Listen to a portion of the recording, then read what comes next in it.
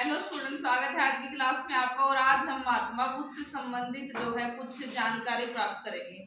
महात्मा बुद्ध का जन्म 563 ईस्वी पूर्व में हुआ था। कहाँ?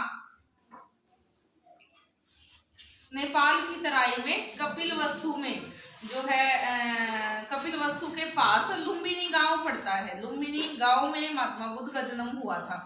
देखिए, जन्म से पहले हम ये बात करेंगे उनकी माता कौन थी, पिता कौन थे। उनके पिता का नाम था शुद्धोधन, राजा शुद्धोधन कपिल वस्तु के राजा थे, शाक्य कुल के राजा थे। गणराज्य था उस टाइम पे। हमने 16 महाजनपदों की बात करी है ना। उन 16 महाजनपदों में भी कुछ गण थे और उनके अतिरिक्त भी कुछ राज्य थे जो गण राज्य थे। गण राज्य का मतलब होता है कि जिसमें जनता अपना प्रतिनिधि स्वयं चुनती है। प्रतिनिधि वही राजा बनाना है ना किसको, तो वो जनता निर्धारित करेगी कि किस व्यक्ति में योग्यता है और किसको वो राजा बनाए। तो शुद्धोधन को उस गण के लोगों ने, शाक्य कुल के लोगों ने अपना राजा चुना हुआ था और उनकी माता का नाम जो है महामाया था। 563 ईस्वी पूर्व में लुम्बिनी वन में जो है उनका जन्म हुआ था। जन्म से पहले की कुछ घटनाएं जो है जान लेते हैं। उनकी माता का नाम था महामाया, या कई जगहों पे जो है महादेवी भी लिखा मिलेगा आपको। तो महामाया को रात को स्वप्न आता है कि एक सफेद हाथी जो है उनके अंदर प्रवेश कर रहा है और जो है बाद में जो वो है गर्भवती हो जाती है और ऐसे टाइम बीतता चला जाता है। जब वो 9 महीने मतलब जब उनका जन्म होने को होता है तो उस टाइम से, जन्म से पहले उनका मन करता है कि क्यों ना मैं अपने मायके जाया हूँ। तो वो कोलीय वंश की थी राजकुमारी, तो वहां अपने मायके जा रही थी। रास्ते में जो है लुम्बिनी वन पड़ता था, मौसम बड़ा अच्छा था और जो है उसने अपनी पालकी वहां रुकवाई। बोले थोड़ी देर यहाँ ठहरते हैं, विश्राम करते हैं। और वहां विश्राम करते हुए जो है उसने क्या किया, इधर उधर वो टहलने लगी। सुंदर जो है अच्छी हवा चल रही थी, सुंदर सुंदर फूलों के जो पेड़ पौधे थे वो जो है लहलहा रहे थे। तो इतने सुंदर मौसम को देख करके जो है उसको बड़ी खुशी हुई और उसने वैसे ही जो खिले हुए जो फूल थे उसमें हाथ फिराना शुरू किया। तो उन फूलों में हाथ फिराते फिराते उसको प्रसव पीड़ा शुरू हो गई और प्रसव पीड़ा में जो है उसको 2-3 बार जो है उसने अपनी एड़ियां यूं उठा करके ऊपर वो टहनियों को पकड़ने का प्रयास किया। जब वो ऊपर उसको पकड़ने का प्रयास करती तो वो टहनियां और ऊपर उठ जाती और जो है जब वो नीचे जो है अपने पैर टिकाती तो वो जो डालियां थी वो झुक जाती। तो इस तरह से जो है कहते हैं कि महात्मा बुद्ध का जन्म हुआ और जन्म लेते ही छोटा जो बच्चा था, ये चमत्कारपूर्ण बातें हैं, इसमें कितनी सच्चाई है इसका कोई साक्ष्य नहीं मिला। तो उस लुम्बिनी वन में ही जो है महात्मा बुद्ध का जन्म हो गया, जिसको हम महात्मा बुद्ध के नाम से जानते हैं। बचपन का नाम सिद्धार्थ था। इनका बचपन का नाम क्या था? सिद्धार्थ। तो वहां इनका जन्म हो गया। कहते हैं कि जन्म लेते ही बालक सिद्धार्थ 7 कदम चले थे और ऊपर से जो है आसमान से आकाश से फूलों की वर्षा हुई। देवताओं ने जो है फूल वर्षाए। मतलब देखने पे यहाँ हमें ऐसा लग रहा है कि कोई महापुरुष ने जन्म लिया होगा, ये पहले से ही तय था। उनको फिर जो है अपने राजमहल में लाया गया और राजमहल में जब उनको लाया गया तो उनके पिता ने एक बहुत पहुंचे हुए महर्षि थे, साधु थे, उनको बुलवाया। भाई हाथ दिखाते थे उस टाइम में, तो भैया हाथ देखो भाई बच्चे का, भाई इसकी जो लकीरें हैं वो क्या कहती हैं। तो उन्होंने जो है जैसे ही हाथ देखा तो कहा कि महाराज एक चिंता की बात है और एक खुशी की बात है, मैं पहले कौन सी बताऊं? मतलब पहले खुशी की बताओ। तो उसने कहा कि आपका जो पुत्र है आने वाले टाइम पे बहुत ही महान राजा बन सकता है। तो बोले चिंता की बात क्या है फिर? बोले चिंता की बात ये है कि शायद वो राजा ना बने, वो एक महान साधु या महान तपस्वी बने। तो जो राजा लोग होते हैं वो ये सोचते हैं कि जिस तरह मैं प्रतापी राजा हूँ या महान हूँ या मेरा बहुत बड़ा राज्य है तो उसको और ज्यादा बड़ा करने में मेरा पुत्र जो है काम करे, उसको बढ़ाए, वो कम ना करे, एक अच्छा राजा साबित हो।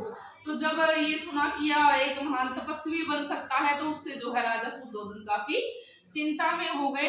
उसने जो है अपने पुत्र का जो ध्यान था वो लुभाने के लिए क्या किया, उसको तीन तरह के अलग अलग महल बनवाए थे। वर्षा ऋतु के लिए अलग, गर्मी की ऋतु के लिए अलग और सर्दी की ऋतु के लिए अलग, ताकि बच्चे का मन राजकाज के कामों में, भाई जैसे युवराज रहते हैं ऐश्वर्याम में, उसमें लग सके। लेकिन ऐसा हुआ नहीं। बचपन से ही जो उसके मित्र थे वो शिकार करते, लेकिन जो ये बालक था ना, इसने ऐसा कुछ सीखा नहीं खास। इसका मन नहीं था कि भाई जानवरों को मारा जाए या फिर किसी भी जीव को सताया जाए। वो एक जगह बैठे रहते, चिंतनशील बैठे रहते, ध्यान में बैठे रहते। तो इस तरह से उनका बचपन बीत गया। वो युवा हो गए और 16 साल के हो गए, और 16 साल की उम्र में जो उनका विवाह हो गया एक लड़की के साथ, जिसका क्या नाम था, यशोधरा। यशोधरा नाम की कन्या के साथ इसका विवाह हो गया, और इस प्रकार से वो विवाह बंधन में बंध गए। कुछ टाइम बाद जो उनको एक बेटा भी हो गया, जिसका क्या नाम था, राहुल। राहुल। अब देखिए, राजा लोग थे, तो राजा लोगों का क्या काम था, ये भी जवान तो हो गए थे। अब इनका क्या काम था कि अपने राज्य में देखते थे घूम फिर के, भाई किस तरह से लोग जो है क्या सोचते हैं उनके बारे में। तो ऐसे ही सिद्धार्थ थे, जो वो अपने राज्य में घूम रहे थे। तो उसने देखा, उसने 4 दृश्य देखे। 4 दृश्य कौन से? 4 दृश्य, जिसमें पहला दृश्य था कि एक मृत व्यक्ति है। पहला जो दृश्य देखा उसने, एक मृत शव को देखा। मृत व्यक्ति को ले जा रहे हैं 4 बंदे कंधे को उठा करके, राम नाम सत्य है, पीछे रोते हुए जा रहे हैं कुछ लोग, बहुत रो रहे हैं। उसने देखा कितने दुखी है लोग, एक बंदा मर गया है, इसके मरने से कितने दुखी हैं। तो उसको बड़ा दुख हुआ। फिर उसने दूसरा जो दृश्य देखा, आगे वो जब गया, उसने देखा एक बंदा जो बीमार था, रोगी था, रोगी व्यक्ति को देखा। वो अपनी बीमारी से बड़ा परेशान था, वो दुखी था, करा रहा था। ठीक है, तो वो बड़ा दुखी हुआ, भाई ये बीमार है। तीसरा आगे गया, तो तीसरा जो दृश्य देखा, एक बंदा बहुत ही बूढ़ा था, ठीक है, वृद्ध था, बूढ़ा था, और उस बूढ़े को कोई पूछ नहीं रहा था। वो आवाजें लगाना, जैसे आज भी है, बूढ़े आवाज लगाते रहते हैं और बच्चे सुनते नहीं। वो मंगवा रहा कोई चीज, लेकिन कहते हैं भाई इसकी तो आदत है बोलने की, बोलने दो। उसकी कोई नहीं सुन रहा, उसको क्या चाहिए, पानी चाहिए या खाना चाहिए, क्या चाहिए। तो ये देख के भी जो है काफी वो दुखी हो गया। अगला जो दृश्य था, उसने क्या देखा, एक साधु देखा। साधु देखा उसने। तो साधु को देख करके जो है बड़ा जो है देखा उसने, साधु ने एक जगह मांगा, एक घर में भिक्षा दो, उसने भिक्षा डाली। भिक्षा लेके साधु अपने मस्त मोला आगे चल दिया, बड़ा खुश, भाई ओहो भिक्षा मिल गई, आज का जुगाड़ तो हो गया, कल की कल देखेंगे। तो उसको ये समझ में आया कि जो ये ऊपर वाले 3 जो दृश्य हैं, ये तो इंसान को दुख देने वाले हैं। इंसान कितने दुखी है, कोई मर जाए तो दुखी, कोई बीमार हो जाए तो दुखी, और बुढ़ापा आ जाए, एक उम्र के बाद बुढ़ापा तो सबको आना है, तो जीवन की सच्चाई है, तो दुखी। तो ये चीजें तो दुखदायी हैं, और इन चीजों से जो है इंसान काफी दुखी होता है। हाँ, तो ये जो 3 दृश्य थे, ये काफी इंसान को दुख देने वाले थे। और जो चौथा जो दृश्य था, वो क्या था, वो खुशी देने वाला दृश्य उनको लगा। उनको जो फील हुआ कि साधु बड़ा खुश है, और इंसान मर जाए तो दुखी, बीमार हो जाए तो दुखी, बुढ़ापा आ जाए तो दुखी। तो इस बात का उनके दिमाग पे काफी गहरा असर हुआ, और वो घर गए। जा करके राजा जो महाराजा थे, राजकुमार थे, वो रात को नाच गाना देखते थे। नाच गाना देखते थे, तब क्या होता था, नाच गाना देखते देखते जो है वहीं पे सिंहासन पे वो सो गए। और जो नाच रही थी ना, तो वो नाच गाना देखते देखते जो है उनकी आंख लग गई। और आंख लग गई तो फिर क्या हुआ, उस जो है रात के मतलब अर्धरात्रि का टाइम था, 12 बजे को अर्धरात्रि बोलते हैं ना, आधी रात का टाइम था। तो उस टाइम उनकी आंख खुली, उसने देखा कि उनकी तो आंख लग गई थी। जो नाच रही थी ना, नाचने वाली जो होती नर्तकियां, वो भी जो जहां नाच रही थी वहीं पे ऐसी सोई हुई थी, उनके जो कपड़े थे ऐसे ही फैले हुए थे। मान लिया जब वो नाच रही थी ना, वो तब तो तैयार होकर के अच्छा मेकअप शेकअप करके आई थी और बड़ी सुंदर लग रही थी, बाल बुल बना के आई थी। लेकिन जब वो सो गई तो उनके बाल बुल भी जो बना रखे थे ना वो सारे बिखर गए और जो मेकअप था वो कुछ हट गया, कुछ लगा हुआ था। तो ये आधी अधूरी चीजें देख के उनको बड़ा डर लगा, एकदम से डरावनी सी लगी उनको। भाई जब भाई तैयार हो रखी थी, सुंदर लग रही थी, लेकिन अब जो है वो कैसी दिख रही हैं। तो जो है यहाँ से जो है उनका मन काफी हताश हुआ और कुछ ये 4 दृश्य उन्होंने देख लिए थे, इनसे जो है उनके मन में जो है व्याग्रता थी। कुछ जो बचपन से ही वो शांत स्वभाव के थे और उनका मन जो है कहीं ना कहीं चिंतनशील रहता था। तो इन सारी बातों के तहत जो है वो अपनी पत्नी यशोधरा के पास गए और कहा कि भाई मैं घर छोड़ के जा रहा हूँ, मैं अब यहाँ नहीं रह सकता। तो उन्होंने जो है घर छोड़ दिया और अपने जो राजसी आभूषण थे, वस्त्र थे, उनको जो है छोड़ करके वो चले गए। इस टाइम पे उनकी आयु क्या थी? जब उन्होंने घर छोड़ा, गृह त्याग किया, तो उनकी आयु क्या थी? 29 साल। 29 साल की आयु में उन्होंने घर छोड़ा था और जंगलों में घूमते रहे, भटकते रहे। तो उनको 6 साल लग गए, 6 साल लग गए। अब जो है कोई मिला नहीं उनको ऐसा जो उनकी जो ज्ञान पिपासा थी, जो ज्ञान प्राप्त करने की जो उनकी इच्छा थी उसको शांत कर पाता, ज्ञान की जो उनकी प्यास थी उसको शांत कर पाता। अलार कलाम से मिले वो, ठीक है, अलार कलाम से, अलार कलाम नाम के एक साधु से मिले हो। उसने काफी कोशिश की उनको जो है ज्ञान देने की, लेकिन उनकी जो जिज्ञासा थी वो ज्ञान प्राप्त करने की, वो शांत ना हो पाई। फिर जो है वो आगे चले गए, बोध गया में उरुवेला के पास जो है जाने के लिए वो निकल पड़े। तो रास्ते में उनको जो है कौन मिले? 5 साधु मिले। 5 साधु मिले।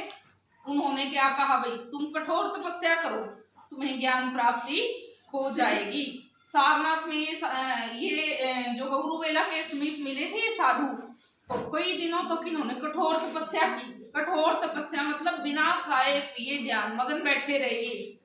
तो इनका शरीर सूख करके कांटा हो गया, बिल्कुल लकड़ी जैसे हो गए, दिखने लगे और ये मरने को हो गए, मरणासन हो गए। बिना खाए पिए तो आदमी क्या करेगा? वो कहते हैं ना कि भूखे पेट होए ना भजन गोपाला, मतलब भूखे पेट तो हम भगवान का भजन भी नहीं कर सकते। और वो साधु क्या कह रहे थे इनको कि आप लोग जो है बिना खाए पिए कठोर तपस्या से ज्ञान पा सकते हैं, लेकिन ऐसा हुआ नहीं। फिर जो है जब वो ज्ञान नहीं मिला, मरने को रखे थे, वो वहां से उठ करके आगे चल दिए। आगे चल दिए तो वो कहाँ पहुंचे? वो पहुंचे गया। गया पहुंचे और वहां पे निरंजना नामक नदी बह रही थी, ठीक है। निरंजना नदी के समीप पीपल के वृक्ष के नीचे बैठ करके वो तपस्या करने लगे। उससे पहले उन्होंने खीर खाई थी सुजाता नाम की कन्या से। निरंजना नदी के पास बैठ करके फिर वो खीर खा के, वो एक लड़की ने खीर दी उनको, सुजाता नाम था उसका। खीर खा करके वो ये गया में थे, निरंजना नदी बह रही थी और वहां पे जो है वो तपस्या करने लगे, अपने ध्यान में बैठ गए, मतलब खा पी के।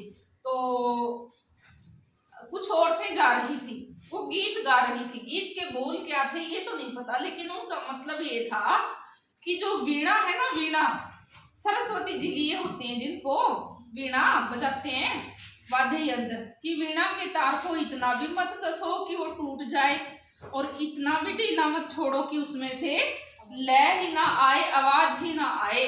तो इसीलिए जो है उनको समझ में आ गया भाई मध्यम मार्ग ही सबसे सर्वश्रेष्ठ है। वीणा के तार को हम ज्यादा कसेंगे तो वो टूट जाएगा और यदि उसको ढीला छोड़ेंगे तो उसमें से ध्वनि सही नहीं आएगी। भी जो संगीत की जो लय आनी चाहिए हम बजाएंगे ना यूं तो सही नहीं आएगी ना। तो मध्यम मार्ग ही उचित है। वहां से उनको पता चल गया। उनको बोध गया इसलिए कहते हैं इस जगह को क्योंकि गया में उनको ज्ञान की प्राप्ति हुई थी। तो उनको जो है ज्ञान प्राप्ति हो गई। उनको पता चल गया कि मध्यम मार्ग पे चल करके ही इंसान जो है बढ़िया तरीके से जीवन जी सकता है, शांतिपूर्ण जीवन जी सकता है। यदि इस मध्यम मार्ग को हम अपने जीवन में अपनाए ना, मान लिया कोई समस्या है या तो हम उस बात को बहुत लंबी खींचेंगे तो वो बढ़ जाएगी, और वहीं पे खत्म करेंगे छोड़ देंगे तो भी जो है उसका सोल्यूशन नहीं मिलेगा। तो उस समस्या पर विचार करेंगे ना, कोई मार्ग ढूंढेंगे, तभी जो है हम सही से आगे अपना जीवन चला पाते हैं। तो हमारे लिए भी जो है ये मध्यम मार्ग बड़ा काम का है, यदि हमें ये बात समझ में आ जाए तो अब वो उनको गया में ज्ञान प्राप्त हो गया। ज्ञान को कहते हैं बोध होना। बोध होने के कारण उनको क्या कहा गया? बुद्ध। बुद्ध कब कहलाए? जब उनको गया में ज्ञान प्राप्त हो गया। और गया को बोध गया क्यों कहा गया? क्योंकि गया जगह पे उनको बोध हुआ था, ज्ञान प्राप्त हुआ था, इसलिए इस जगह को क्या कहा जाने लगा? अब बोध गया। बोध गया, ठीक है। बोध गया उनको ज्ञान प्राप्ति की जगह थी। जन्म स्थान था उनका लुम्बिनी वन। और जो है फिर जो है वो क्या वहां से चले और उन 5 साधुओं के पास गए जिन्होंने उनको कठोर तपस्या करने को कहा था और ये कहा था कि आपको कठोर तपस्या से ज्ञान प्राप्त हो जाएगा। तो उन 5 साधुओं को उन्होंने अपना पहला उपदेश दिया। ये उपदेश कहाँ दिया था उन्होंने? सारनाथ में।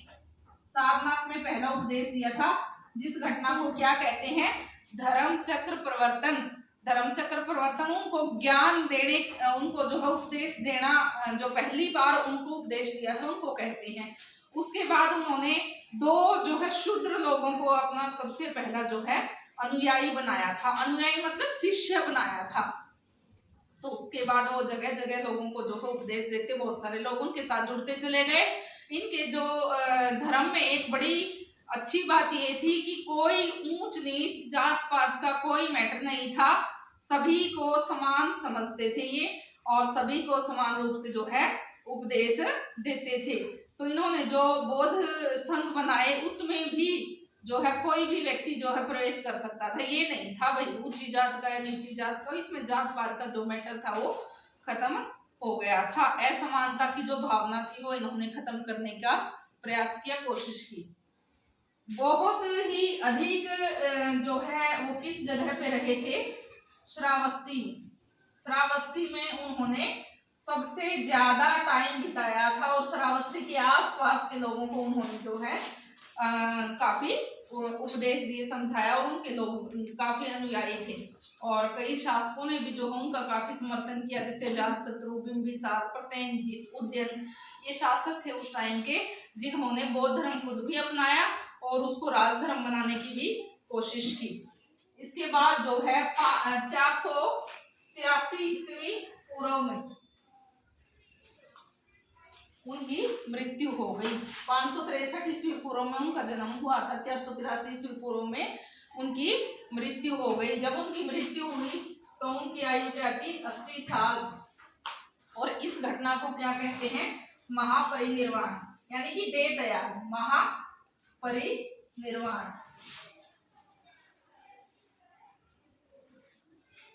महापरिनिर्वाण कहते हैं, ठीक है। उनका बचपन का नाम क्या था? रिपीट कर लेते हैं थोड़ा सा। बचपन का नाम था सिद्धार्थ और उनके पिता का नाम था शुद्धोदन, उनकी माता का नाम था महामाया, ठीक है। बचपन का नाम सिद्धार्थ था। जन्म देते ही कुछ दिन बाद उनकी माता का देहांत हो गया। फिर उनकी मौसी थी ना, उनका नाम था प्रजापति गौतमी। प्रजापति गौतमी ने उनको अपना बना करके पाला था। उसके नाम से वो क्या कहलाए? गौतम कहलाए। अपनी मौसी के नाम से वो क्या कहलाए? गौतम। गौतम बुद्ध कहते हैं ना। फिर जो है उनका विवाह हुआ 16 साल की आयु में यशोधरा नाम की कन्या के साथ। फिर एक 1.5 साल बाद जो है उनको एक पुत्र हुआ जिसका नाम क्या रखा गया? राहुल।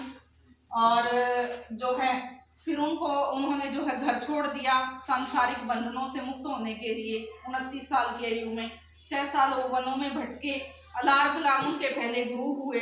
फिर जो है उन्होंने 5 ब्राह्मणों से भी शिक्षा प्राप्त करने की कोशिश की, लेकिन वे संतुष्ट न हो पाए।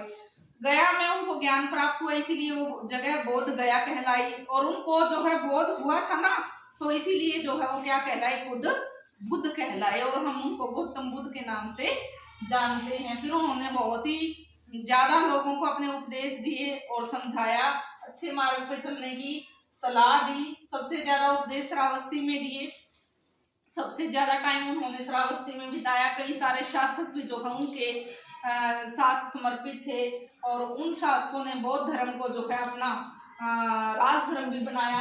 और 80 साल की आयु में कुशीनारा में हुआ था उनका जो महापरिनिर्वाण था ना, कहाँ हुआ था? कुशीनारा में। कुशीनारा नामक जगह पे जो हम उनका महापरिनिर्वाण हो गया, उन्होंने अपना शरीर त्याग दिया और उनकी मृत्यु हो गई। ठीक है। और उनके जो प्रिय शिष्य थे वो आनंद और उपाली थे।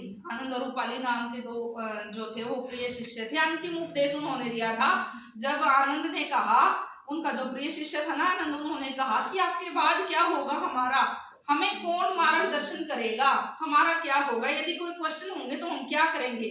तो महात्मा बुद्ध ने क्या कहा था? अप्पे दीपो भवै, अप्पे दीपो भवै, मतलब अपना दीपक स्वयं बनो।